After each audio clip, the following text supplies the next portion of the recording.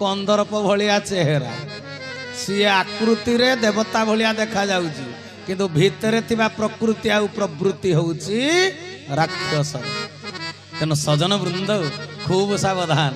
तेबे कथाटा हमर कोउठी थिला ना माँ दुर्गांकर नग्न रूप मातृ स्वरूप को दर्शन कला परे महिषासुर दुर्बल हवा को लगिला निजर चैतन्य जाग्रत हो गला। मो माँ को स्त्री रूप में ग्रहण करी बोली एते बड़ मंद भावना करी धीरे धीरे कौन हैला ना मृत्यु बेल को आमर जहा हुए मातृगर्भरे रजवीर्य संजोग संगठित हुए आमर प्राण संगठित हुए आमर जीवन।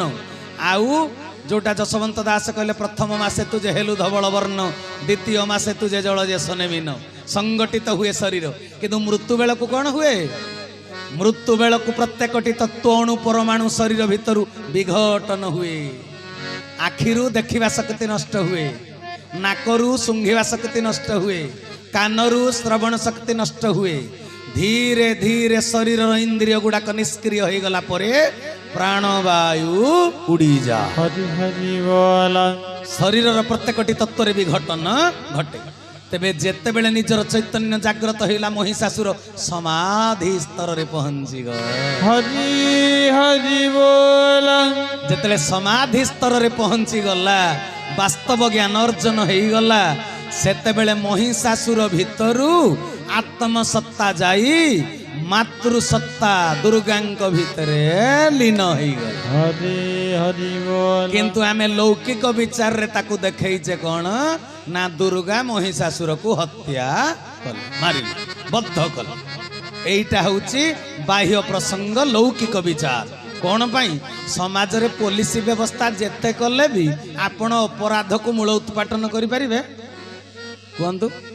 निर्भया मामला पर 5 जन फांसी दंड पाइले कहीं दंड दिगला ना भय देखई दिगला एपरी पाप करेनि आउ कही।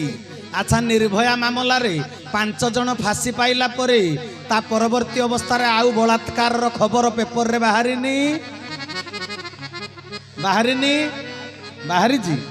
अच्छा जने चोरी करिथिला 12 वर्ष जेल गला अपराध करिथिला। अच्छा जेल रु बाहरिला परे से पुणी चोरी कला ना ता प्रवृत्ति नष्ट हो गला। जने चोरी करिछि अपराध करिछि ताको पुलिस जोर रे प्रहार कले ताको देखिकरी दुनिया रो सब चोर माने चोरी करिबा छाडी देले। ते भाई यार माने कोन बुझुछ जगतवासी के केवल सांविधानिक व्यवस्था भितर रखा जाइछि